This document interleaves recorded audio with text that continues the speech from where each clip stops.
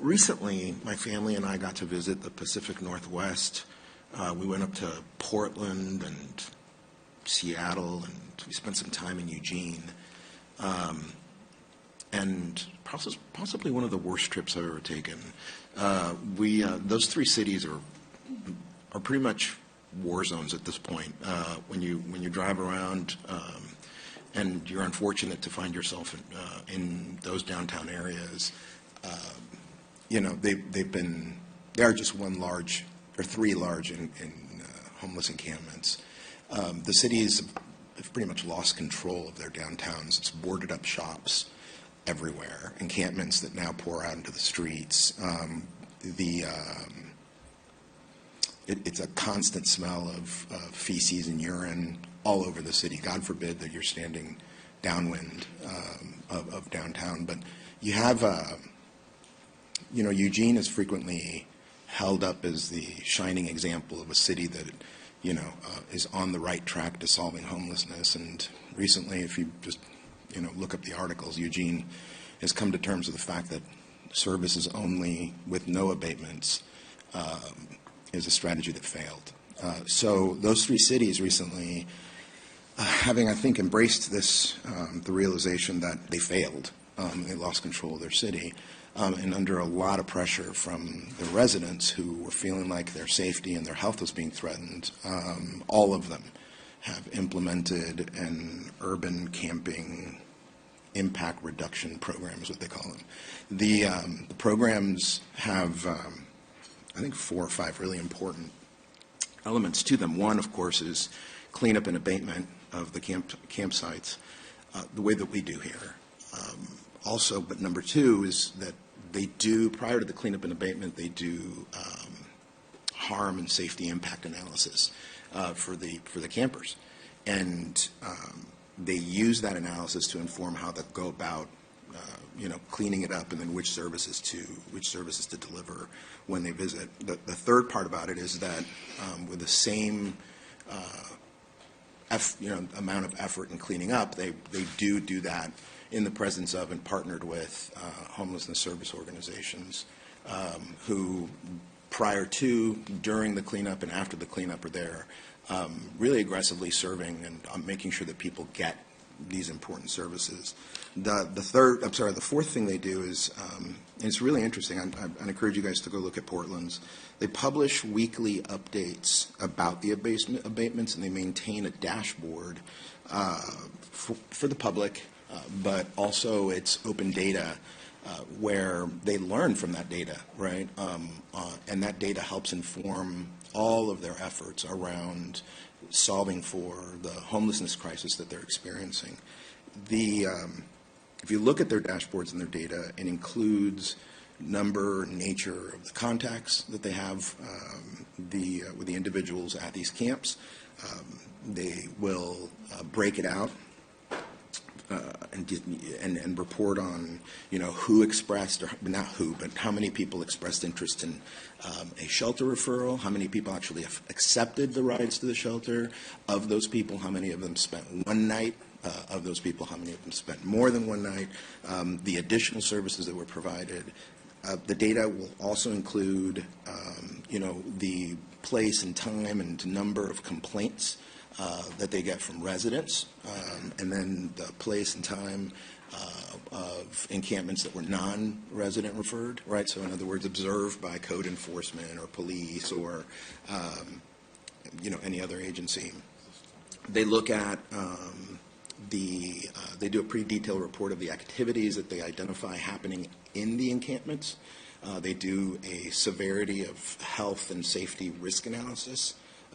And then they actually go deep dive into the amount of biohazard, hazmat efforts that go into cleaning up each encampment. And then they also report on the efforts made to preserve the campers' personal property. And it's brilliant what these cities are doing.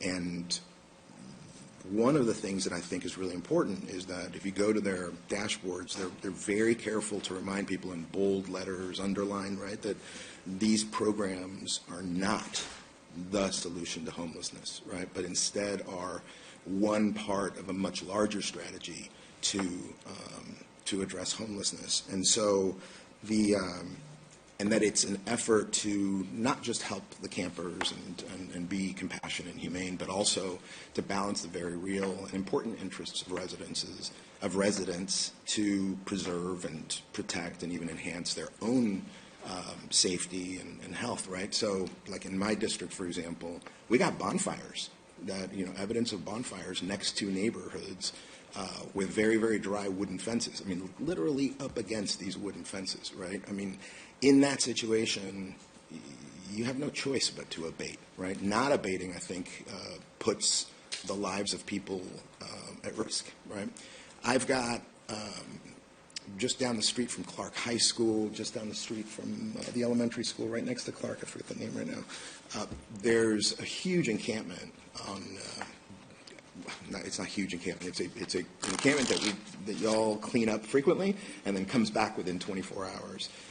Right there on the corner of De Zavala and I-10, right by the Home Depot, because it's a very, very profitable corner on which to panhandle. And when you go out there, every time you guys and we and all the in Haven and our mental health team, we all go out there to clean up the encampment.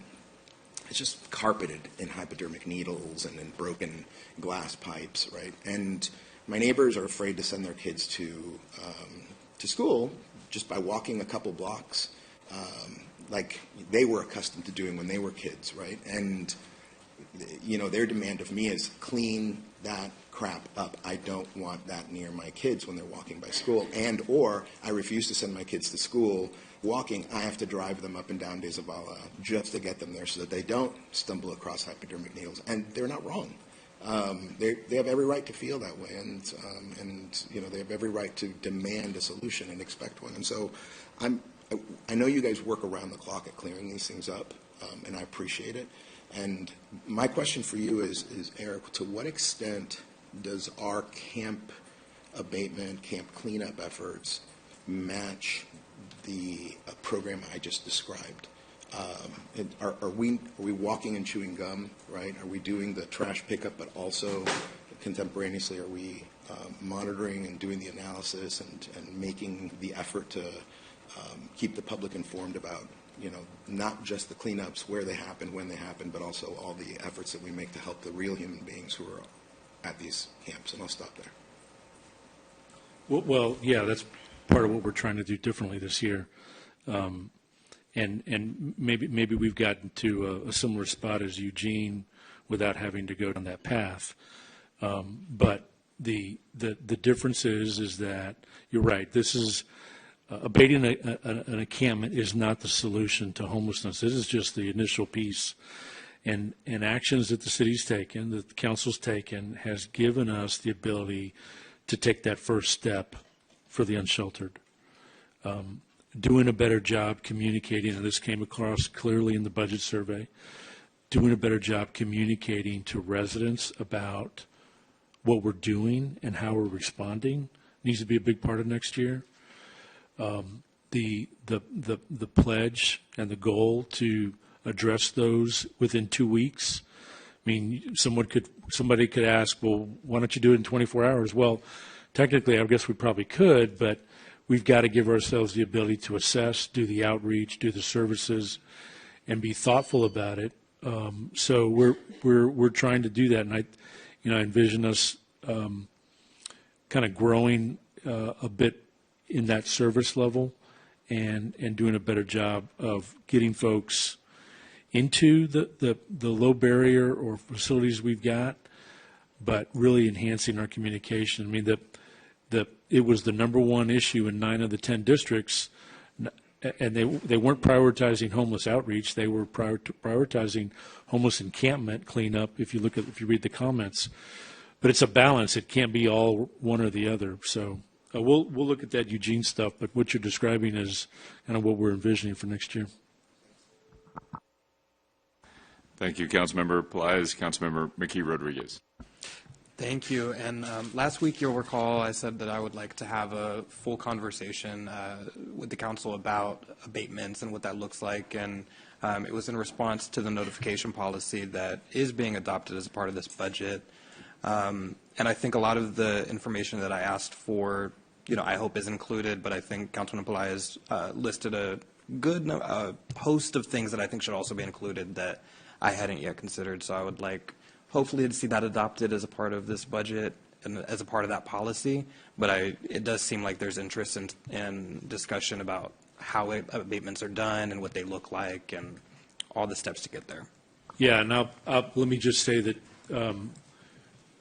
we're going to move quickly to implement once we have the resources, and I think this is going to be a process we're going to have to grow into. We're not going to have it all figured out when we start. We do a really good job. Us and our homeless partners do a really good job of outreach. I think solid waste is well connected with DHS and responding. We do not do a good job of keeping everybody apprised of what we're doing, whether it is the neighborhoods that are calling or the 301 person or the businesses in the area or the council. So it's not going to be all figured out right at the beginning. It is something we're going to have to grow into. Thank you, Mayor. Thank you, Councilmember McKee Rodriguez. Eric, I'm suggest that after the budget is put to bed this year, we look on the calendar and find a good half-day B session and bring all of our partners that are part of the housing ecosystem together, from the work that we do with the homeless response system all the way to our affordable housing programming, and just bring everybody in the room together with the council and have a public meeting where we can talk about all the varying aspects of making sure that we, number one, have a healthy housing market, all the way to what we're doing to address in a compassionate way the homeless community. The issue of abatements and the fact that we have a goal to be responsive to people's calls about abatements. Underneath all of that is the fact that we are, with the significant support and votes of the public, are now resourcing an ecosystem of services that makes all that possible. And I think there's just a whole host of resources and issues and services that are happening in this space. I think if we have one comprehensive, big conversation about it so everybody knows all the pieces that are working, it might help clarify things.